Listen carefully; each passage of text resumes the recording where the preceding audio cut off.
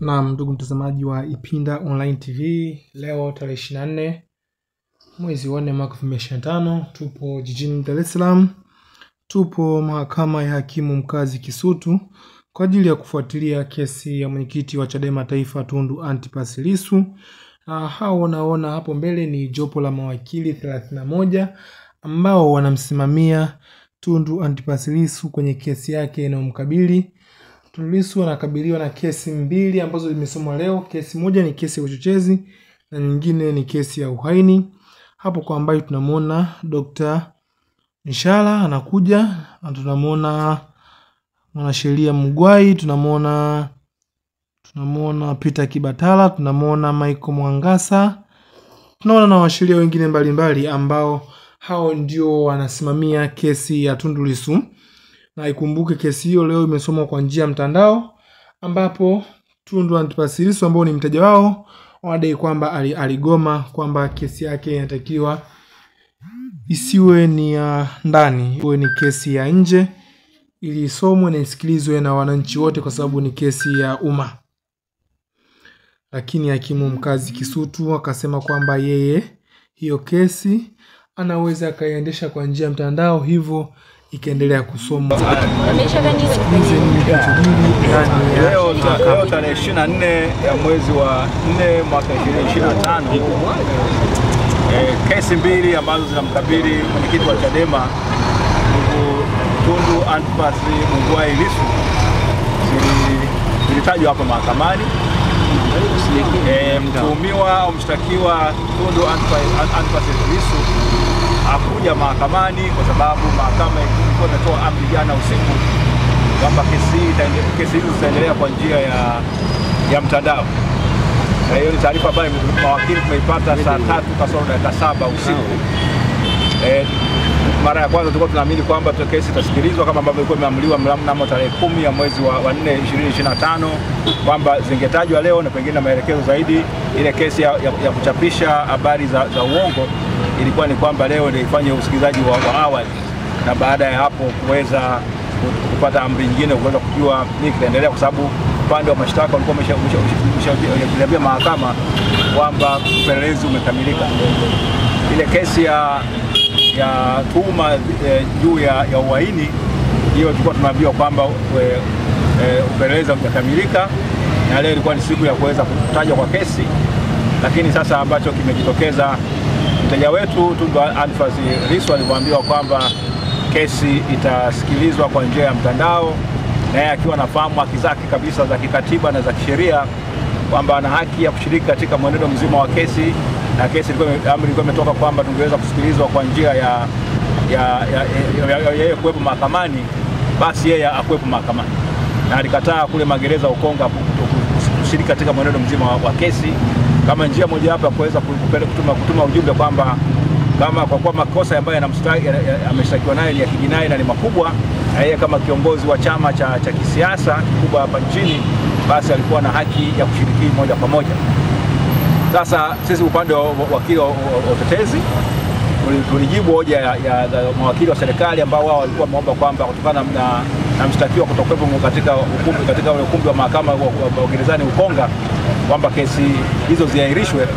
Tulikuwa na mapingamizi ambayo na maombi ambayo tuliyaomba kwamba tuliomba mahakama kwanza chini ya hakimu Muhini kwamba amri zitolewe kwamba mteja wetu au aje mahakamani, wale ambao wamemshikilia kule ndani wao wanamleta mahakamani, na kwamba alinyimwa haki ya kuweza kuonana na mawakili wake, kwa sababu mawakili wote tumekwenda kule juzi na jana hatukuweza kumuona, ilipokuwa ni mwenzetu tu mmoja ambaye alifanikiwa kumuona juzi kwa muda mfupi, lakini kwa kuzungumza naye kwa njia ya simu na kwenye kioo, kwamba kiasi kwamba ile haki yake, ule usiri kati ya wakili na mteja wake ilikuwa haipo kabisa. Kwa maana hiyo kile kilichofanyika ambacho wakili aliyemuona siku ya juzi alifanya haikuwa kwa kweli kama ni mazungumzo kati ya wakili na mteja wake.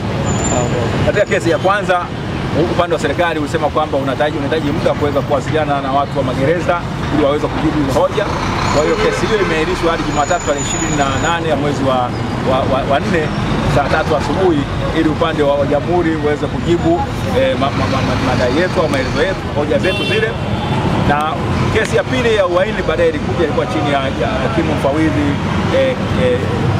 Swaga, ambaye hoja kama zile zilitokeza lakini upande wa serikali safari hiyo wakaweza kujibu hizo hoja, na sisi tulionyesha kwamba namna gani ambavyo haki za mteja wetu za kikatiba na za kisheria na pamoja na za kanuni na za zile maazimio au maagano mbalimbali ya kimataifa ambayo Tanzania ni mwanachama wake, ambaye analinda haki za binadamu na watu, jinsi ambavyo zimekiukwa. Sasa bwana kufanya hizo hoja kwa muda mrefu, na baadaye upande wa serikali wakajibu, na sisi tukafanya mabezo ya mwisho, na mwisho wa siku ikawa ni kwamba hakimu ametoa uamuzi wake kwa kwamba amekataa hoja za upande wa utetezi, na ameamuru kwamba mahakama ina haki ya kuweza kuendelea na kuendesha shauri kwa misingi ya kusikiliza kimtandao bila mteja wetu kuletwa mahakamani. Lakini sasa sisi ndio amri ambayo tulionayo hivi sasa. Kwa hiyo ni jukumu letu la upande wa mwakili wa utetezi kwenda kukaa chini na kutafakari kitu gani cha kufanya ili kuweza kulinda haki za mteja wetu. Kwa hiyo hapo ndipo tulipo. Kama mlivyoweza kuona ni kwamba kutokana na sisi kesi hii kuendeshwa kimtandao, hata nyewe waandishi wa habari hamkuweza kushiriki, na vile vile watu wengi hawakuweza kushiriki, lakini jaji amesema hakimu amesema njia ya mtandao inawafanya watu wengi zaidi kuweza hata kushiriki. Sasa sijajua tutabidi swala ni kwamba hiyo ni hukumu ambayo umma inatakiwa iweze kutoa juu ya maamuzi hayo ya mahakama.